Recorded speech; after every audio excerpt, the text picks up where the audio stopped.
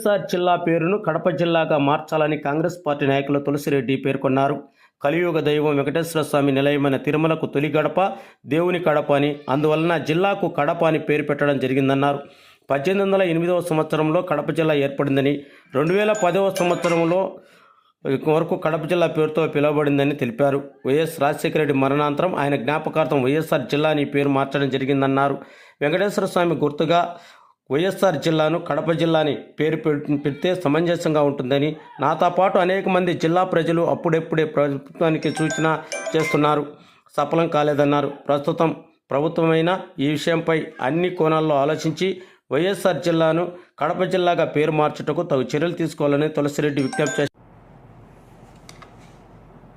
వైఎస్ఆర్ జిల్లా పేరును వైఎస్ఆర్ కడప జిల్లాగా మార్చడం అనేది చాలా సమంజసం.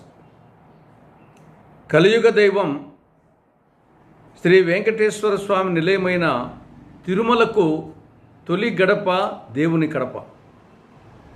అందువల్ల ఆ పేరుతో ఈ జిల్లాకు కడప జిల్లా అని పేరు పెట్టడం జరిగింది.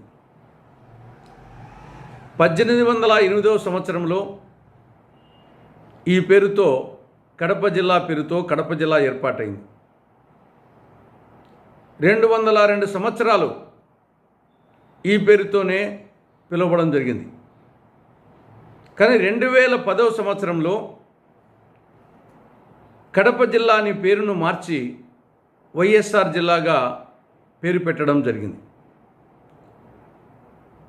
దివంగత నేత, జిల్లా నేత అయినటువంటి స్వర్గీయ రాజశేఖర రెడ్డి గారి గుర్తుగా ఆ పేరు పెట్టడం జరిగింది. కానీ అప్పుడే నాతో పాటు అనేక మంది జిల్లా నాయకులు, జిల్లా ప్రజలు ప్రభుత్వాన్ని విజ్ఞప్తి చేయడం జరిగింది. అటు రాజశేఖర రెడ్డి గారి గుర్తుగా, ఇటు తిరుమల గుర్తుగా, వెంకటేశ్వర స్వామి గుర్తుగా వైఎస్ఆర్ కడప జిల్లా అని పెడితే సమంజసంగా ఉంటుందని చెప్పేసి ప్రభుత్వానికి సూచించడం జరిగింది. కానీ అది సఫలీకృతం కాలేదు.